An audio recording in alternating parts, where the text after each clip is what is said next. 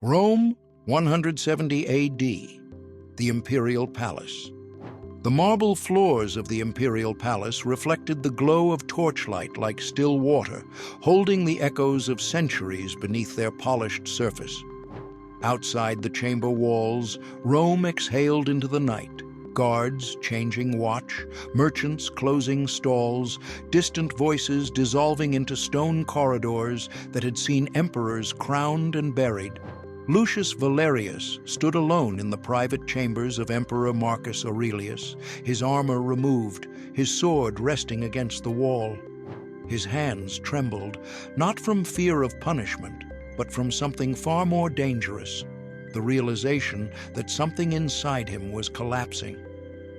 "Caesar," Lucius said, his voice steady only by force, "I have everything a Roman man could want." Marcus Aurelius did not look up immediately. His stylus continued moving across wax tablets, thoughts written not for history or legacy, but for self-discipline. "Rank," Lucius continued, "wealth, respect, a secured future." The emperor finally raised his eyes, calm and penetrating. "And yet?" he asked. Lucius swallowed, feeling the familiar weight press against his chest.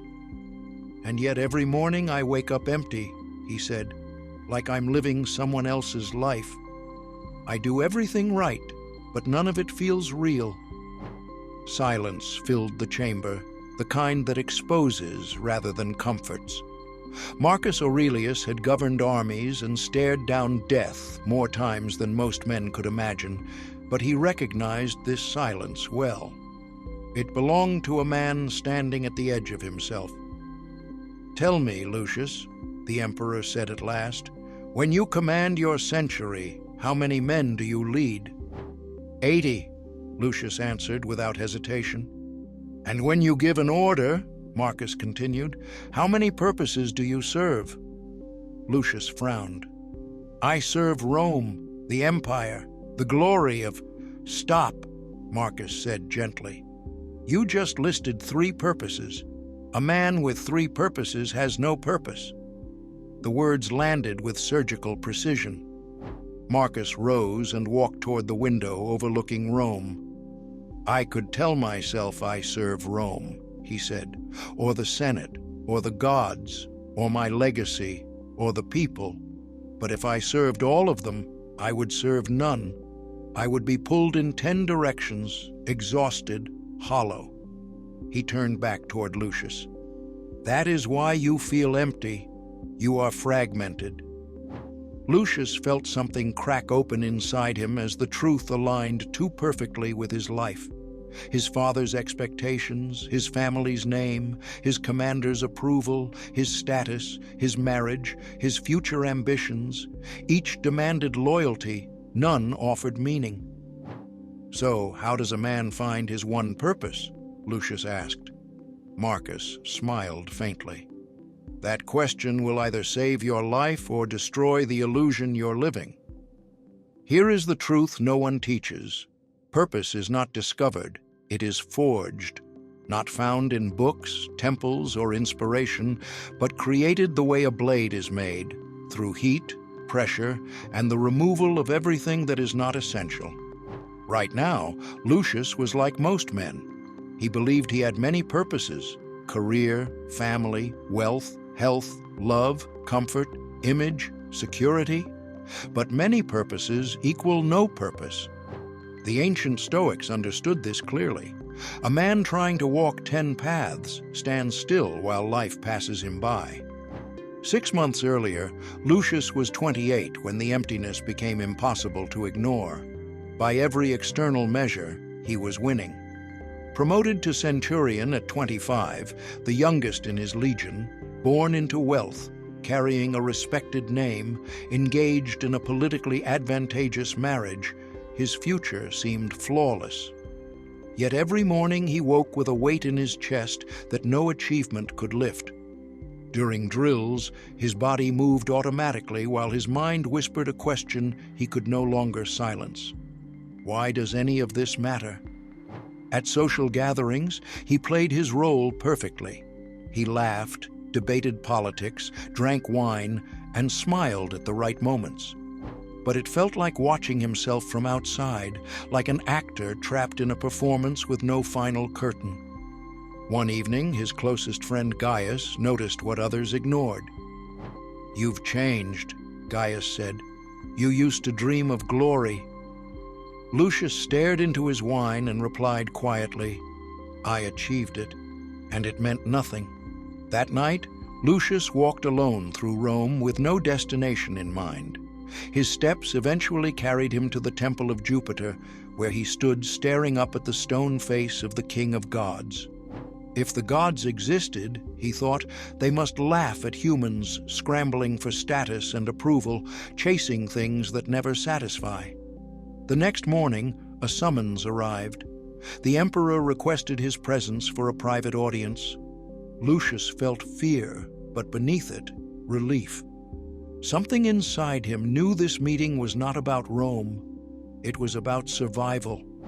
Marcus Aurelius listened as Lucius spoke honestly for the first time in years. He did not judge or dismiss him. Instead, he recognized readiness. "For the next year," Marcus said, "you will train under me, not in military strategy, in purpose." Lucius hesitated, mentioning his duties, but Marcus cut him off calmly. "Your duties are killing your soul. Better a living philosopher than a dead officer going through motions." That night, Lucius could not sleep. He had been given a path, and paths always demand a price. At dawn, Lucius arrived at Marcus Aurelius's private study expecting ceremony. Instead, he found the emperor seated on the floor in a simple tunic, writing. "Sit," Marcus said, gesturing to a cushion. He closed his journal and spoke without preamble. "Before we find your purpose, we must remove false ones. Most men never do. They live buried under obligations they never chose and desires planted by others." He handed Lucius a blank scroll. "Write what you believe your purpose is." Lucius listed serving Rome, honoring his family, rising in rank, building wealth, marrying well. Marcus stopped him. "Those are inherited purposes. You are living a script written by others." Marcus explained that Stoic practice begins not with ambition, but with examination. Premeditatio vitae, contemplation of life itself, meant questioning every assumed purpose. "Epictetus was a slave," Marcus said. "He had no freedom, no status, no wealth. Yet he found a purpose so powerful, emperors sought his wisdom. Why? Because true purpose is internal. It cannot be given or taken away." He instructed Lucius to spend a week observing himself, asking why he did everything, writing every answer. "This will be harder than battle," Marcus said, "because you cannot hide from yourself." On the first day, Lucius realized most of his actions traced back to approval, fear, and expectation. On the second, he stopped performing socially and spoke only what was true. On the third, he confronted the emptiness of his arranged marriage. On the fourth, he felt himself unravel as his constructed identity began to collapse. Marcus reassured him that this was not failure, but necessary death. On the fifth day, Lucius asked the deepest question yet. If all inherited purposes were stripped away, what would remain? The answer came not as words, but as memory, his childhood response to injustice, the pain he felt witnessing suffering. On the sixth day, he freed his slaves, realizing he could not seek purpose while denying it to others. By the seventh day, standing before Marcus, Lucius understood that every moment he felt truly alive was tied to reducing suffering and increasing justice. Marcus placed a hand on his shoulder. "You've found the seed," he said. "Now we must cultivate it." 2 months passed under the quiet but relentless instruction of Marcus Aurelius. There were no dramatic ceremonies, no public recognition, no proclamations. Each morning, Lucius arrived at the emperor's study expecting answers, and each morning he received questions instead. They spoke of ethics, not as abstraction, but as discipline. Marcus taught him logic not to win arguments, but to strip emotion from judgment. They discussed virtue not as moral decoration, but as the only stable ground a man could stand on when everything else was taken away. Slowly, almost imperceptibly, Lucius felt his internal center shifting from the outside world to something inward and unmoving. One morning, Marcus ended their discussion abruptly. "Lucius," he said, "I'm sending you to Alexandria. There is unrest in the grain distribution. The poor are starving while officials hoard supplies. You will investigate and resolve it." The old reflex rose immediately in Lucius. He felt the familiar calculation forming in his mind. Would this mission advance his career, earn favor, increase his standing? But he caught the thought as it arose, just as Marcus had trained him to do. He replaced it with a different question, one that now felt natural rather than forced. Does this align with what I discovered about myself? Does it reduce suffering? Does it serve justice? The answer was immediate and undeniable. "I'll leave at once, Caesar," Lucius said. Marcus regarded him carefully. "Understand this," the emperor replied. "This is not a military assignment. It is a test, not of your intelligence or courage, but of whether your purpose is real or merely another role you've learned to perform." Lucius bowed and departed, feeling neither excitement nor dread, but a quiet readiness that was new to him. Alexandria was chaos when he arrived. The city overflowed with people, cultures, and commerce, but beneath its energy lay desperation. Grain shipments meant for public distribution were being diverted, sold at inflated prices through networks of corrupt officials and merchants. Families went hungry while warehouses remained full. Children begged in the streets while records showed surplus. Lucius walked through the poorest districts without escort, listening, observing, feeling the weight of what he saw. This was not theoretical injustice. It was lived suffering. The old Lucius would have approached the problem cautiously. He would have balanced power, avoided offending influential men, sought compromise to protect his position. But something fundamental had changed. He no longer felt pulled by fear of consequence or hunger for approval. The suffering in front of him demanded action, not calculation. He gathered evidence methodically, interviewed dock workers and families, traced shipments, documented accounts. When the pattern was clear, he ordered the arrest of 3 senior officials, men with direct connections to powerful senators in Rome. His second-in-command confronted him that evening, pale with alarm. "Lucius, you're making enemies of dangerous men. This will end your career." Lucius listened calmly and replied, "I'm not building a career. I'm serving a purpose." The words were not defiant or dramatic. They were simply true. When the arrested officials threatened retaliation, disgrace, and ruin, Lucius felt nothing. No anger, no fear. Their opinions no longer held power over him because his actions were no longer rooted in their approval. He reopened the grain warehouses and organized fair distribution.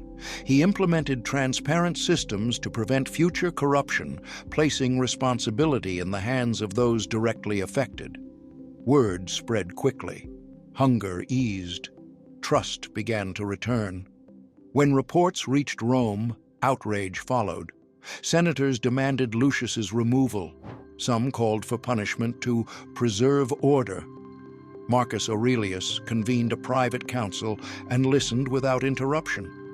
When all had spoken, he stood and delivered judgment. Lucius had acted according to justice, according to virtue. To punish him would be to admit Rome valued status over morality. The officials would stand trial. Lucius would be exonerated and promoted. When Lucius returned to Rome weeks later, he expected to feel vindication, pride, or triumph. Instead, he felt peace. The outcome mattered far less than the alignment. For the first time in his life, his actions and his inner nature pointed in the same direction. When Marcus asked him how he felt, Lucius answered honestly. "Clear," he said. "For the first time, I acted from purpose, not performance. Even punishment would have been worth it." Marcus nodded. "This is the transformation," he said, "from external to internal. But understand this, the real challenge is not discovering purpose. It is living it when compromise becomes tempting." Marcus now turned Lucius's attention inward with even greater intensity. "Purpose," he said, "must be protected. The world will constantly attempt to reclaim you. Praise will seduce you. Fear will corner you. Comfort will soften you." He taught Lucius the Stoic concept of the inner citadel, the part of the self that remains untouched by fortune, reputation, or loss. This citadel was not emotional numbness, but disciplined clarity. It required daily maintenance. Lucius learned to begin each morning anticipating difficulty rather than hoping for ease. He practiced premeditatio malorum, imagining loss, disgrace, failure, even death, not to darken his mood, but to remove their power. When hardship arrived, it felt familiar rather than shocking. Purpose anchored him. When people praised him, he observed the praise without absorbing it. When criticized, he examined whether the criticism was true, and if so, corrected himself without resentment. Years passed. Lucius declined opportunities that would have increased his status, but diluted his purpose. He accepted assignments where suffering was greatest and recognition least. He lived simply. He married later, not for politics, but for companionship. He became known not as ambitious, but as reliable, incorruptible, difficult to manipulate. Younger officers sought him out, sensing something stable in him that rank could not explain. 10 years later, Lucius sat in his modest villa, far from the grandeur he once chased. He had not accumulated great wealth. He had not reached the highest offices, but he had lived aligned. One afternoon, a young officer waited nervously in his atrium, clearly burdened by something he could not name. Lucius welcomed him and listened as the man described a life that looked successful but felt empty. When the young officer listed his purposes, service, honor, advancement, Lucius gently stopped him. "A man with many purposes has none," he said, recognizing his own past in the confusion before him. He handed the young man a blank scroll and gave him the same instruction Marcus once gave him. "Ask why. Ask it relentlessly. Strip everything away until only truth remains." The young man left uncertain but willing. Lucius returned to his study, where Marcus Aurelius's meditations lay open. The emperor had been dead for years, but his voice remained alive in those pages. "Look within," Marcus had written. "Within is the fountain of good." Lucius understood now. The teacher becomes the student becomes the teacher.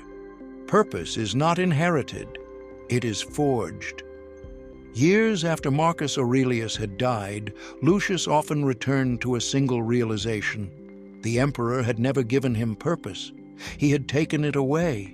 He had removed the lies, the inherited ambitions, the false identities, until only something quiet and undeniable remained. That was the method. Not addition, but subtraction. Not inspiration, but excavation. The Stoics understood that most men are not empty because they lack meaning, but because they are overcrowded with meanings that do not belong to them. Lucius had lived long enough now to see how rare this was. Men chased promotions, titles, legacies, validation, constantly asking the world to tell them who they were. When the world complied, they felt briefly satisfied. When it didn't, they collapsed. Purpose built on externals always breaks under pressure. Purpose rooted in nature does not. This was the difference between Marcus Aurelius and the emperors who came before and after him, between Epictetus the slave and kings who lived in fear. External power varied wildly. Internal purpose did not. Lucius had been both men in one lifetime, the young officer chasing approval and the older man anchored by principle. The difference was not intelligence or discipline, it was alignment. Once his actions flowed from something internal, something chosen rather than inherited, life stopped feeling like resistance. Hardship remained, loss remained, failure remained, but confusion vanished. And confusion, Lucius had learned, was the true source of suffering. One afternoon, sitting alone with Marcus Aurelius's Meditations open before him, Lucius read the same line again and again. "Look within. Within is the fountain of good, and it will ever bubble up if you will ever dig." He smiled, understanding it now not as poetry, but as instruction. Most people never dig. They decorate the surface of their lives while starving at the core. The Stoic path demanded the opposite. Strip away. Question ruthlessly. Remove everything that is not essential. Lucius knew that purpose did not arrive with clarity at once. It required maintenance. Every day demanded recommitment. Every success tempted drift. Every comfort whispered compromise. Purpose was not something achieved and then kept forever. It was something practiced, a daily alignment between inner nature and outer action. When the two diverged, suffering returned immediately, like a warning signal.